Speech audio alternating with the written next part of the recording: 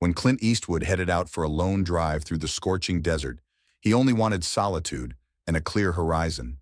Little did he know, a group of arrogant bikers would test his patience.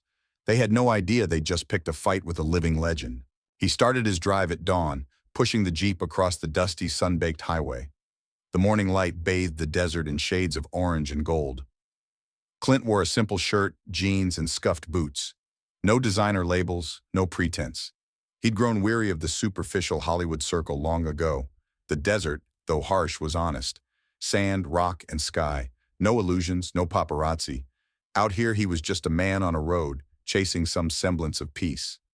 A lonely gas station flickered by in the corner of his eye. He thought about stopping for coffee, but decided he'd rather continue uninterrupted, letting the Jeep's rumble be his companion. The open road stretched endlessly ahead. It was the kind of drive that forced introspection. Countless miles of sun-scorched asphalt, a shimmering mirage in the distance, and not another car in sight. He felt the tensions of city life slide away. No more demands or social niceties. He could take his time, wander off the highway if he pleased. The desert was vast, and time felt different out here. He was free. He reached the canyon's perimeter by mid-afternoon. Here, the land fell away into colossal cliffs and chiseled rock formations that swallowed the horizon. The sun blazed high, painting the stone walls in deep reds and browns. Clint found the small side road he'd been told about, a gravel path winding through cacti and boulders. Somewhere at the end of this path stood a modest cabin, isolated, the ideal hideaway for a few days. With a faint grin, he maneuvered the Jeep carefully across the uneven terrain, feeling each jolt and dip. It was a far cry from the smooth highways near LA. A half hour later, he spotted the weathered cabin perched on a slight rise overlooking the canyon. Nothing fancy, just a wooden porch, a creaky screen door, and enough shade to escape the fiercest desert sun. He parked, turned off the engine, and stepped out, taking a moment to inhale the crisp, dry air. In the far distance, he saw the canyon's edges plunging into a vast chasm. The sun glinted off layered rock. It was breathtaking. He stretched his back, feeling the drive in his muscles, then dug out a bottle of water from his duffel. The heat bore down relentlessly, but there was a gentle breeze that offered a welcome reprieve. He walked around the cabin, checking its exterior. He'd reserved it weeks ago. Officially, the place was used by park rangers during off-seasons, but it was available for private bookings when the schedule allowed. The interior was simple: one bed, a kitchenette, a table, a couple of chairs. It wasn't a five-star suite, but Clint didn't need much. After a quick inspection, he went out onto the porch, settled in an old wooden chair, and let his gaze roam across the sunlit rocks. This was what he'd driven hours for: pure, undisturbed peace. The day passed quietly. Clint sorted through a few personal notes, occasionally drifted into a nap, then woke to see the sun creeping toward the horizon. In the hush of early evening, the canyon seemed to glow, the sky streaked with pink and gold. A perfect scene. Nothing but the slow rhythm of his breath and the low whisper of wind. He decided to explore the nearby lookout before dark, a short drive away. He hopped into the Jeep, started it, and headed back along the gravel path. A few miles down, he found a scenic overlook that offered panoramic views. He parked and stepped toward the railing that bordered a steep drop into the canyon. The valley below was painted by the sunset in swirling shades of amber. He grabbed his phone, snapped a photo or two, then leaned on the railing, letting the moment sink in. No deadlines, no scripts to review, no phone calls from producers, just nature's grand display. The tranquility lasted a good 15 minutes, until the roaring thunder of motorcycle engines shattered the silence. Clint turned to see a group of bikers cresting the hill, their silhouettes outlined against the flaming sky. There were 5 of them, each clad in black leather, patched vests, and dusty boots. From the way they fanned out across the asphalt, Clint guessed they were more than just casual riders. They had the swagger of men who believed they owned the road. He stayed calm. This was public land, after all. People came and went to enjoy the view. He gave them a polite nod, but kept his distance. The riders pulled up close, their engines still growling, as if they wanted to assert dominance by noise alone. One dismounted, a tall man with a thick beard and an air of command. He glanced over Clint's Jeep, then cast a cursory look at Clint himself, as though unimpressed. "Nice spot," the leader grunted. "You alone out here?" His voice was rough, like he'd been chain-smoking for decades. "Just passing through," Clint answered, keeping his voice neutral. He sensed the tension but tried not to invite trouble. The last thing he wanted was a confrontation. The leader pursed his lips. "We don't see many loners this far out. People usually stick to the main roads unless they're lost." He paused, sizing Clint up. "You lost, old man?" Clint's expression betrayed nothing. At his age, he'd been called worse. He simply shrugged. "Just exploring. Always liked the desert at sunset." The other bikers eyed him with thinly veiled disdain. One, a man with a spider tattoo creeping across his neck, muttered something under his breath that the others found amusing. Their laughter carried an undercurrent of malice. Clint decided not to rise to the bait. He'd faced bullies before. Over the years, he had learned that sometimes the best response is no response at all, unless they push too far. The leader seemed to wait for a reaction, but when Clint gave none, he let out a snort. "All right then, you mind stepping aside? We want the best view." He pointed to the railing, the very spot where Clint stood. Clint raised an eyebrow. "Plenty of space," he said evenly. "View's big enough for all of us." The bikers exchanged looks. The unspoken question lingered in the air. Did this older guy really just refuse to move for them? The leader's jaw clenched. "You got a mouth on you, old-timer," he said, stepping closer. "Maybe you don't know who you're dealing with." Clint met his gaze, calm and unblinking.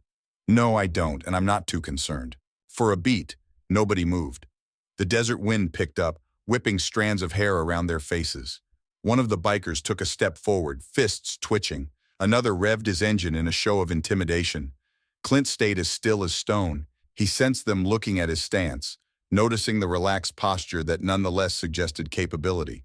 That was the product of years of martial arts training. He rarely bragged about it, but it was always there, a quiet reservoir of skill and confidence. Finally, the leader spat on the ground. "Whatever, we'll take it from over here." He jerked his head and the group sauntered off a few yards, still glaring at Clint.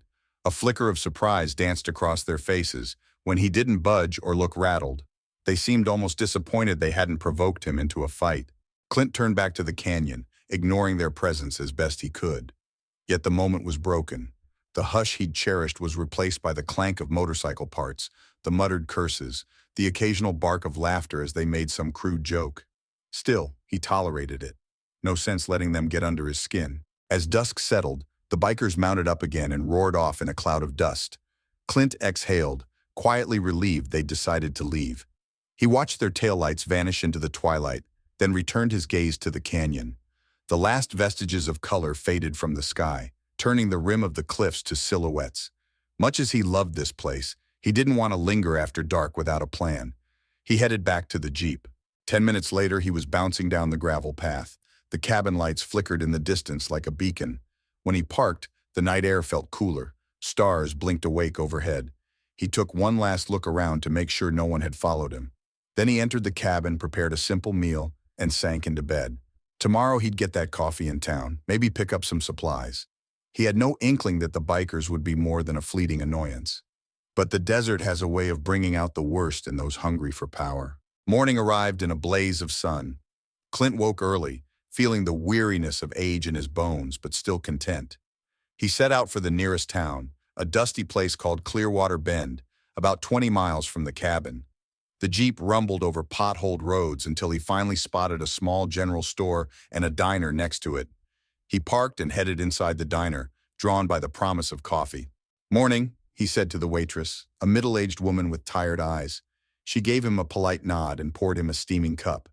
The diner was nearly empty, a couple of ranch hands chatting quietly in a corner booth, a handyman reading yesterday's paper. Clint sipped his coffee, scanned the headlines, and let his mind wander. Within 10 minutes, the quiet was shattered by the roar of approaching motorcycles. Clint peered out the window, suspecting what he might see. Sure enough, the same biker group pulled up. A jolt of recognition spread through him. 4 of them this time. The leader was absent, but the man with the spider tattoo was there, along with a heavily built rider sporting a bandana, a wiry man with a scraggly beard, and another who looked too young to be part of this crowd. They entered the diner like they owned it. Conversation stopped. The ranch hands exchanged nervous glances. The waitress stiffened, and the handyman set his paper down. The men wore patches on their jackets, an emblem of a skull with desert wings. They parted as if choreographed, scanning the room until they saw Clint at the counter. Spider Tattoo sneered. Well, didn't expect to see you again, old man." His voice echoed in the silence. Clint took another sip of coffee, slowly turned to face them. Small world. Bandana biker strolled closer, resting one hand on the butt of his belt. Heard you were making trouble at the Overlook yesterday. His tone suggested he'd already decided Clint was the villain of the piece. The ranch hands eyed the confrontation warily. The diner was too small for a peaceful standoff, and tension thickened the air. The waitress hovered behind the counter, torn between telling them off and knowing that might only add to the trouble. Clint placed his mug down. I didn't make any trouble, he said, voice calm. Just enjoying the view. You fellas were the ones who showed up with an attitude. Spider Tattoo's lip curled. Think you're funny? My buddy said you tried to act tough. Clint's gaze remained steady. Your buddy was the one talking tough. I just stood there. Bandana biker let out a low chuckle and squared his shoulders. We don't appreciate strangers acting like they run this place, especially old guys who should know better. The younger biker behind them shifted uneasily, maybe less sure of the group's aggression. But the others had no such hesitation. Spider Tattoo cracked his knuckles, stepping dangerously close. We like respect, he said, and maybe you need a lesson in giving it. Clint studied their postures. They were spoiling for a fight. The diner was cramped, not much room to maneuver, but he dealt with worse. He glanced at the waitress, who looked petrified. If this escalated, she could be in danger. He decided to try one more time for a calm resolution. Look, he said evenly, I'm not looking for any trouble. Let's leave it at that. Too late, Spider Tattoo hissed, then swung a fist without warning. Time seemed to slow. Clint sidestepped the blow with surprising agility, grabbed the man's wrist, twisted it behind his back, and sent him crashing into a table. The waitress screamed, jumping back. The remaining bikers erupted in angry shouts. Bandana biker lunged, aiming a punch at Clint's ribs. Clint blocked it with his forearm, hammered a sharp counterpunch into the man's gut, and followed with a strike that knocked him to the floor. Scragglybeard tried to tackle Clint from behind, wrapping both arms around his waist, but Clint shifted his balance, hooking a foot behind the man's ankle and sending him sprawling. The younger biker stood frozen in shock, clearly not expecting this older man to move like a trained fighter. Clint pivoted, leveling a steady gaze at him. Don't, he said quietly. The younger biker's hands trembled, and he backed away. Spider Tattoo groaned, stumbling upright. His nose was bleeding, rage blazing in his eyes. You're gonna regret that, he spat. Clint kept his stance low, fists ready. I'm sure you'll try, he replied. Bandana biker, still hunched over from the blow to his gut, managed to stand but looked unsteady.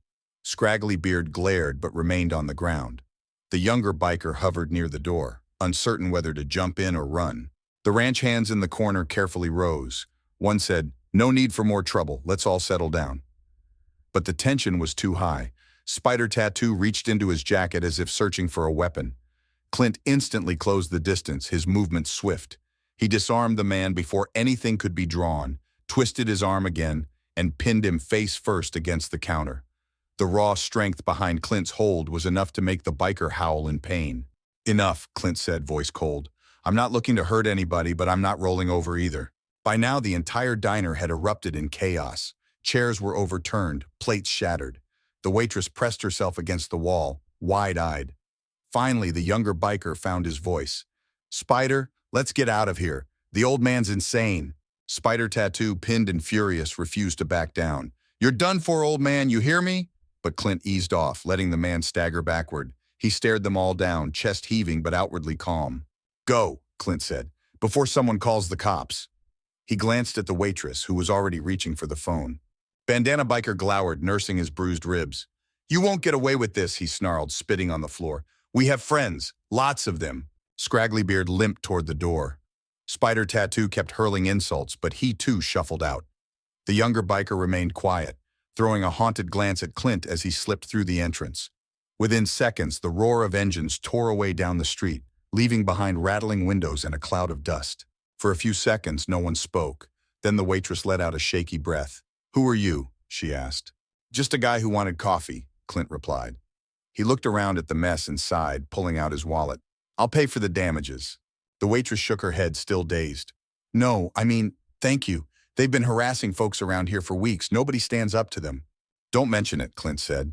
He peeled off enough bills to cover the broken items, placed them on the counter, and offered a small nod to the ranch hands. He felt sorry that violence had invaded this quiet spot, but bullies rarely left a place untouched. Sometimes standing up was all one could do. He stepped out into the bright morning sun. The leftover adrenaline hummed in his veins.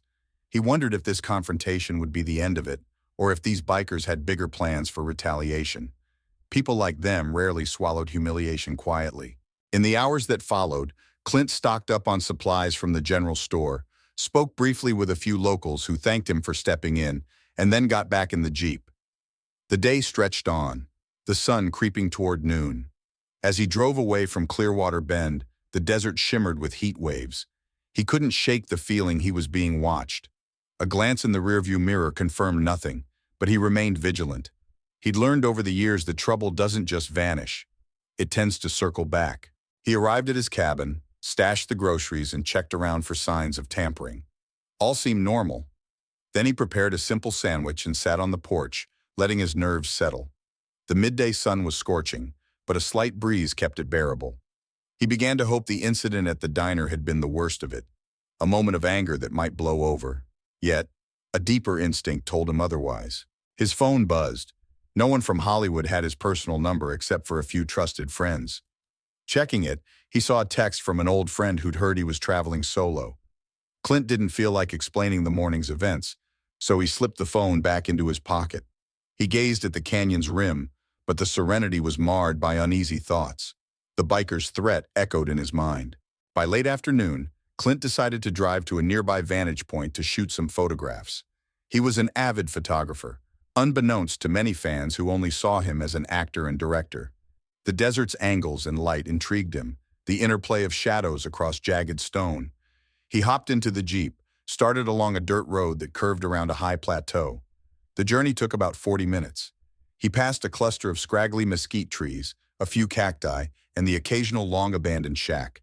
This region was both lonely and hauntingly beautiful. He stopped at a ridge that overlooked a dry creek bed winding below. The sun was edging down, painting the rocks in tangerine hues. Perfect timing for some shots. He grabbed his camera, hopped out, and began framing the canyon walls through the lens. He lost track of time, absorbed in capturing the subtle changes in light. Only the faint echo of an engine jarred him back. His grip tightened on the camera as he recognized that throaty growl of motorcycles. He peered over a boulder. A line of bikes appeared, 4 or 5 of them snaking along the dirt road, dust swirling behind. He zoomed the camera in, and sure enough, he recognized the gang's patches. A different group composition maybe, but definitely the same clan. They were scanning the terrain, possibly searching for something, or someone. Instinct told him to duck, keep a low profile. He crouched behind the rock, careful not to dislodge loose gravel. The bikes roared closer. Clint counted 6 this time. Then he heard a harsh voice. "Spread out. The old man's got to be somewhere around here." His suspicions were confirmed. They were looking for him. Bandana Biker was leading them, riding at the front. Spider Tattoo was nowhere to be seen, but that didn't lessen the danger. If they found him, it wouldn't be a polite conversation. He kept still, controlling his breathing. The riders slowed, scanning each outcrop. One of them dismounted, peered over the edge of the ridge. Another circled around, engine rumbling menacingly. Clint noticed the glint of a handgun at the biker's hip. This was no casual intimidation. They meant business. Maybe they figured if they eliminated him here, no one would find out for a long time. The desert was vast, after all. Minutes felt like hours. The sun dipped further, shadows stretching like grasping fingers across the rocks. Finally, after circling a few times, the bikers revved their engines and sped off in the opposite direction. Clint waited, heart pounding, until their roar faded into the distance. When he felt it was safe, he rose slowly, adrenaline sizzling in his veins. This was escalating too fast. They wanted him cornered, possibly dead. He realized he couldn't stay out here, exposed. He packed up his camera, hopped back into the Jeep, and took a winding detour to avoid crossing paths with them on the main road. Dust kicked up behind his tires as he navigated narrow trails. His mind raced. He needed a strategy. Letting them chase him was a bad idea. Letting them gather more members would be worse. Confronting them alone might be suicide, but outrunning them might be impossible. He cursed under his breath, regretting that a peaceful trip had turned into a showdown. Eventually, he made it back to the cabin, the sky now a blaze of purple and orange. He locked the door behind him, then checked windows, ensuring they were secure. The setting sun offered just enough light for him to do a quick perimeter check. Everything was still, but he knew they wouldn't give up. They'd witnessed how he handled their friends at the diner. Bikers like these craved dominance. Publicly losing to Clint Eastwood, especially an older man, was a bruise on their ego they wouldn't abide. Nightfall settled in. Clint ate in silence, every so often pausing to listen for the rumble of engines. Hours passed without incident. Though fatigued, he couldn't fully sleep. Around midnight, he drifted off in the old armchair by the window, an uneasy doze with one ear on high alert. The stars sparkled in the desert sky, indifferent to the tension below. He woke to a faint scraping noise outside. It was still dark, maybe 3 a.m. He stood quietly, heart thudding. Then a voice hissed in the darkness. "He's in there! Spread out!" Adrenaline surged. He flicked off the small lamp, took cover behind a windowsill, and peered out into the moonlit yard. He saw at least 4 shapes moving through the gloom, stealthy but hurried. They had flashlights, though mostly they relied on the moonlight. He heard the crunch of boots on gravel, the faint metallic rattle that might be chains or weapons. So they'd come to the cabin. No more subtle cat and mouse. This was a direct assault. Clint's pulse hammered. He'd faced intimidation, but rarely did trouble come so brazenly, especially at his temporary home. Quietly, he picked up a sturdy piece of wood that served as a makeshift baton. While he was skilled in martial arts, he wasn't a fool. Numbers could overwhelm even the best fighter. He needed the element of surprise. A flashlight beam swept across one window. Clint flattened himself against the wall. The beam passed. Then the screen door creaked.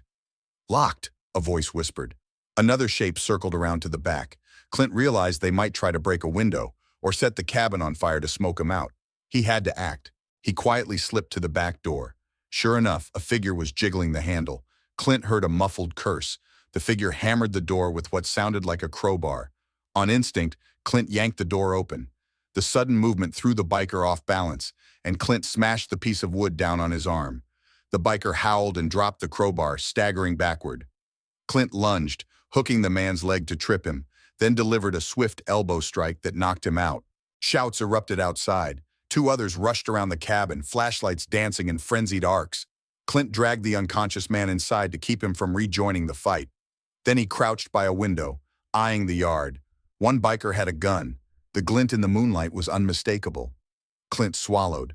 A direct confrontation with firearms was a different game. He had to be smarter. He threw a rock toward the opposite side of the cabin to create noise. The biker with the gun snapped to attention, aimed his flashlight at the sound. Clint took that instant to slip out the back door, staying low. The yard had a few barrels and an old wood pile. He hid behind them, watching for the right moment. Another biker sprinted past, flashlight jittering. Clint recognized Bandana Biker's shape as he barked orders. "He's out here somewhere! Find him!" Breathing slowly, Clint reminded himself to stay calm. He'd trained for years, though mostly for self-discipline, not to wage war in the desert. Still, the techniques were second nature. The moonlight provided just enough illumination for him to spot a figure creeping nearby. Clint waited until the man turned, then sprang from behind the barrels, disarming him with a precise wrist lock. The man yelped, dropping a switchblade. Clint delivered a swift kick to his abdomen, sending him sprawling into the dust. But the noise alerted the others. Gunbiker whirled, flashlight beam landing on Clint. "I see him!" he roared, raising the firearm. Without hesitation, Clint dove behind a stack of crates. A bullet pinged off metal, sparking in the darkness. Bandana Biker cursed. "We want him alive," he hissed. Gunbiker ignored that command, firing another shot. Clint scrambled around the side of the cabin, heart pounding. If they pinned him down, he'd be trapped. He needed to neutralize the gun. Carefully, he edged along the wall, hoping the gloom would mask his movements. The yard was a minefield of shadows. The other men had lost track of him, muttering curses as they fanned out. A flash of movement behind the Jeep caught Clint's eye. Gunbiker was stepping around the vehicle, shining the flashlight beneath it. Clint inched closer, gripping his makeshift weapon. The slightest crunch of gravel gave him away. The biker spun, muzzle rising. Clint reacted in a heartbeat, swatting the gun aside. The shot went off with a thunderous crack, sending a bullet into the Jeep's fender. Clint jammed the wooden baton into the man's midsection, causing him to double over. Then in a swift motion, he disarmed him, twisting the gun free and throwing it deep into the brush. All that remained were Bandana Biker and possibly one more henchman. He heard scuffling boots near the front porch. Bandana Biker must have realized his men were getting taken out one by one.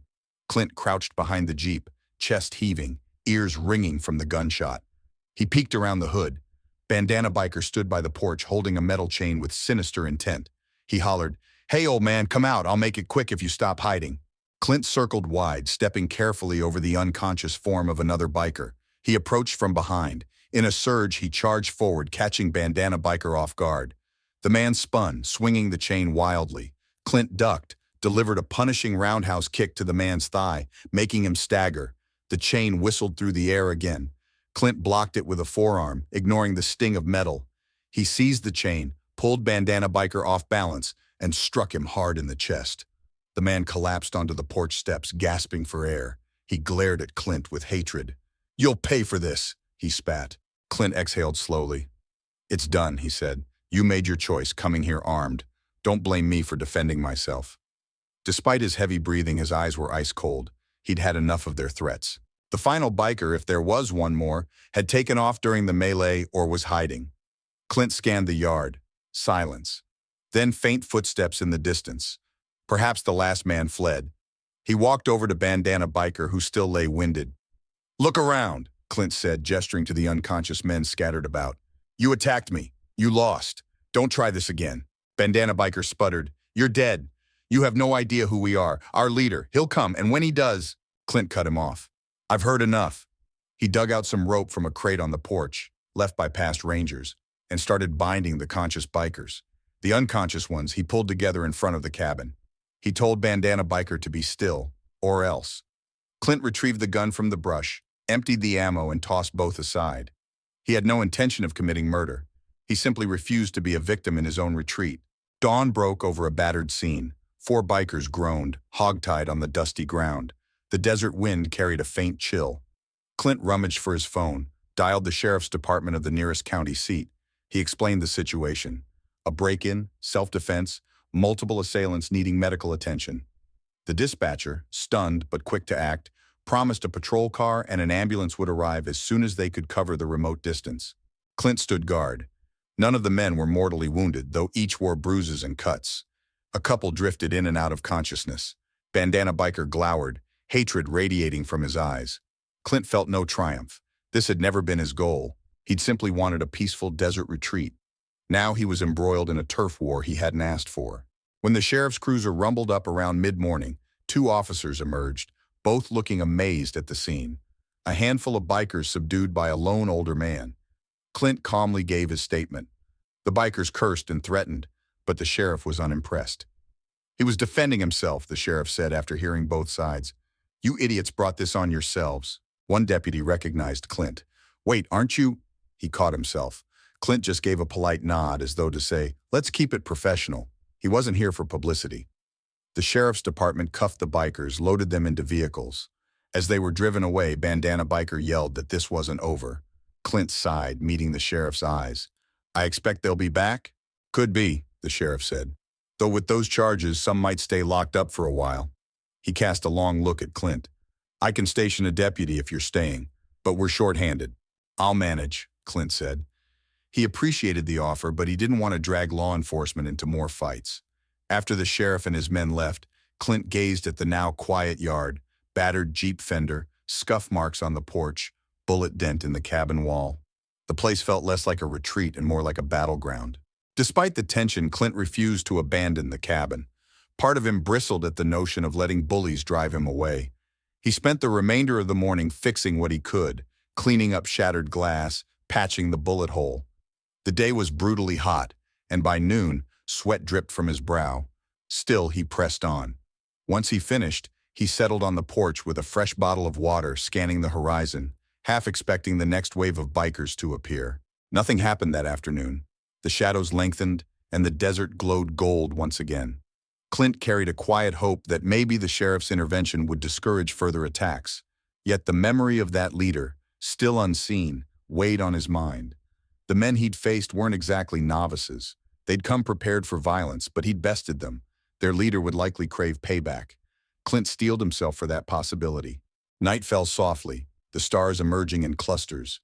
He ate a quick dinner of canned beans and crackers. Then he stepped outside, letting the night breeze cool him. The wide sky was breathtaking. Moments like these reminded him why he'd come in the first place, to remember how small he was in the grand scheme. The troubles of men seemed almost insignificant under such a cosmic tapestry.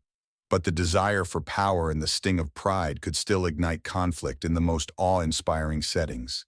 He slept better that night, though not without caution. The next morning, he decided to make one last trip into town. He had to ensure the bikers' activity was reported to the local community. People deserved warning that the gang might retaliate. Besides, he might pick up more supplies, maybe an extra lock or two. He set off early, determined to be back before sundown. As he drove, he recalled the confrontation in the diner. Locals had mentioned the gang's name, Scorpions of the Desert. They apparently ran small-time rackets, intimidation schemes, sometimes roughing up travelers for quick cash. He suspected there was a broader network behind them. He'd stepped on their tail, and scorpions usually sting back. At Clearwater Bend, he checked in with the diner waitress. She was relieved to hear the outcome. "You're braver than anyone around here," she said. Clint shrugged it off, insisting it was just self-defense. Then he stopped by a hardware store, purchased new locks, and listened for gossip. He overheard snippets. The bikers had gone quiet, at least for the moment. Some rumor said their leader was out of town, dealing with club business. Another rumor had it the sheriff's arrests rattled the gang more than they'd admit. Good, Clint thought, let them think twice. He lingered in town, had a decent lunch, picked up fresh produce at a roadside stand, and refueled the Jeep. By mid-afternoon, he was ready to head back. He still had a few days left in his reservation at the cabin. Maybe, just maybe, the last 2 nights of his stay could be peaceful. When he climbed into the Jeep, an elderly local gave him a tip of the hat. "You watch yourself, Mr. Eastwood. Them folks don't take kindly to losing." Clint nodded. "I'll keep an eye out." He pulled onto the highway, dust swirling behind. The desert highway felt more ominous now. His senses were on high alert, scanning side mirrors, checking distant shapes. Nothing suspicious. It was just him, the open road, and the lonely horizon. Nonetheless, he stayed ready. When he arrived at the cabin, the late sun stretched everything into long shadows. Clint busied himself with reinforcing the doors and windows, feeling a bit like he was in an old Western standoff, except the danger was real, and there was no script guaranteeing a triumphant outcome. Around dinner time, he paused to eat in silence, scanning the radio channels for local news. No mention of the bikers, no mention of anything out of the ordinary. The sun dipped below the rim, painting the canyon in that final burst of fiery color. Clint stepped onto the porch, exhaling. Maybe the trouble had passed. Maybe they'd think better of trying again. He let himself hope for tranquility, gazing over the quiet landscape. Moments later, a faint rumble in the distance pricked his ears. He froze, heart skipping. Was it thunder? Unlikely in this cloudless sky. Another rumble, growing louder. The hair on the back of his neck stood up. Motorcycles. And it sounded like a lot of them. He set his jaw, grabbed a flashlight, and peered down the dirt road. Headlights flickered, dust kicked up, and a convoy of bikes approached, too many to count at a glance. Leading them was a rider on a sleek black chopper, big engine roaring like thunder. Clint suspected this was the infamous leader. His silhouette was imposing, a tall man with broad shoulders, wearing a vest loaded with patches. Clint's gut twisted. He moved inside, locked the door, then took up a vantage point at a window. The bikes arrived in a menacing line. Engines cut off one by one, leaving an eerie silence broken only by footsteps on gravel. A deep voice boomed, "Eastwood, you in there?" He didn't respond. He counted at least a dozen. A scrawnier figure stepped forward, bandages on his arm. Bandana biker. Of course, next to him a mountain of a man with a thick beard, likely the leader. The bearded man surveyed the cabin, then barked, "I'm Cyrus, president of the Scorpions. You've messed with my crew, old man. Time to settle this." Clint's heart hammered. Fighting 4 or 5 men was one thing. 12 or more was entirely different. They surrounded the cabin, flashlights dancing. He swallowed, trying to keep calm. Maybe they wanted to intimidate him into surrender. But surrender wasn't in his nature. "Come on out, Eastwood," Bandana Biker yelled. "We'll make it quick if you cooperate." Clint weighed his options. The sheriff's station was too far for immediate rescue. If he stayed inside, they might torch the place. If he went out, it'd be a brawl. But maybe a direct approach could sow confusion. In a moment of resolve, he stepped onto the porch, holding nothing but the piece of wood from earlier. He faced them under the pale moon. A low murmur rippled through the gang. Cyrus stepped forward, fists clenched. "You should have quit when you were ahead," he growled. Clint eyed them. "I didn't start this. You boys came for me. Now you're all here. What's your plan?" You can't bury me without consequences. The sheriff already knows you're after me. Cyrus cracked his neck. Sheriff can't protect you tonight. We're giving you one chance to apologize, pay for the injuries you caused, and walk away. Otherwise, we finish this. Clint let out a slow breath. I'm not paying for your aggression. You attacked me. You broke into my cabin. That's on you. He stood tall despite the odds. The quiet authority in his voice sometimes unnerved men. But Cyrus just laughed. I admire your spine, old man, Cyrus said, but it ends here. He snapped his fingers and 3 bikers rushed forward. Clint braced, baton in hand. The first lunged, trying to tackle him at the waist. Clint sidestepped, cracked him on the back, and kicked out his leg. Another swung a tire iron. Clint blocked it with the baton, used his elbow to strike the biker's jaw. The man stumbled, dropping the iron. Chaos erupted. More men closed in, forming a ring around the porch. Clint's advantage was skill, but their advantage was sheer numbers. He felt a fist clip his shoulder, another graze his side. He retaliated with sharp jabs, each blow precise. Over the years, he'd studied multiple fighting styles, including karate. His strikes found rib cages and jawlines with measured efficiency. A couple of bikers went down hard, but more replaced them. He caught a glimpse of Cyrus standing back, arms folded, letting his minions soften Clint up. One particularly hefty biker charged. Clint pivoted, hooking his arm and flipping him onto the porch with a thunderous crash. The porch boards groaned under the impact. Another swung a chain. Clint rolled across the porch to avoid the whistling metal. He came up swinging, striking the chain wielder in the knee, then uppercutting him with the baton. The man crumpled. Within minutes, 4 bikers lay incapacitated, but Clint was breathing raggedly, sweat stinging his eyes. A bruise blossomed on his ribs. Bandana biker circled, crowbar in hand, a nasty grin on his face. He feinted left, then lunged. Clint parried, but the metal still slammed into his forearm, numbing it. Gritting his teeth, he delivered a sidekick to the man's stomach. Bandana coughed and staggered. Cyrus finally stepped in, slipping off his vest, revealing bulging arms covered in tattoos. He clenched his fists. You want a real fight? He growled. Here I am. Clint barely had time to refocus before Cyrus rushed him. The brute's first punch was like a sledgehammer. Clint managed to dodge enough so it grazed his shoulder instead of his face. Still, the force rattled him. Clint retaliated with a lightning-fast strike to Cyrus's solar plexus. The man grunted but didn't fold. He grabbed Clint by the shirt collar and flung him against the railing. Wood cracked. Stars swam in Clint's vision. He coughed, trying to suck air into his lungs. Cyrus pressed the advantage, swinging a massive fist. Clint jerked his head aside just in time. The porch post splintered under the blow. Summoning every bit of skill, Clint hammered a rapid series of punches into Cyrus's midsection, finishing with a roundhouse kick that connected with the side of Cyrus's head. The big man stumbled, but not for long. He roared, seized Clint's arm, and tried to twist it behind his back. Clint slammed his heel into Cyrus's shin, forcing him to release. They squared off again, both breathing heavily. Around them, a few bikers tried to get up. Others lay moaning. One pulled a knife. Clint glimpsed the blade shining in the moonlight. He had to end this quickly. He feigned a strike at Cyrus's face, then spun low, sweeping the man's legs. Cyrus crashed onto the porch. Clint pivoted to the knife wielder, knocking the blade away with the baton. Before the biker could react, Clint locked his arm and threw him to the ground. A ragged moan signaled that was the end of that threat. Cyrus rose, panting. Blood trickled from a cut above his eyebrow. He lunged again. Clint sidestepped, hooking an arm around Cyrus's neck. The bigger man thrashed, but Clint tightened the hold until the fight drained out of him. Finally, with a pained gasp, Cyrus slumped. Clint let him down gently onto the porch, heart hammering so loudly it drowned out the night's silence. Bandana biker stared at the carnage, fear finally replacing bravado. He helped a groaning companion up and backed away. "Boss? Boss!" he called to Cyrus, who lay on the porch, semi-conscious. Clint took a shaky step toward them, baton in hand, bruises throbbing all over. "Take your men," Clint rasped, voice hoarse. "Tell the rest of your gang to leave me, and this area, alone." Bandana biker swallowed hard. Without a word, he and the remaining conscious member dragged Cyrus to one of the bikes. Others limped, cursing under their breath, gathering those who could still walk. Engines sputtered to life amid moans of pain and the reek of defeat. They left a few bikes behind, presumably belonging to those too injured to ride, but most of the battered group managed to depart. Dust rose in the moonlight as they retreated into the desert's darkness. Clint sank onto the step, wincing at the pain in his ribs. The night air felt thick. He wiped sweat from his brow, saw blood on his knuckles. He wasn't sure if it was his or theirs. The entire yard was chaos, but at least the immediate threat was gone.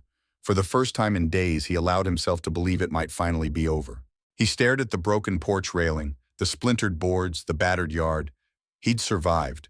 They wouldn't be back in force anytime soon, not after seeing their leader laid low. A flicker of satisfaction mingled with a deep weariness. He'd wanted nothing but quiet in the desert, and fate had other plans. Yet he reminded himself that sometimes you can't avoid trouble. Sometimes you just have to stare it down until it decides to leave. The stars still shone above, serene as ever. Clint let his gaze drift upward. Slowly he stood, limped inside, and locked the door one last time. Then he sank into the armchair, pain pulsing through every limb. The cabin was his once more.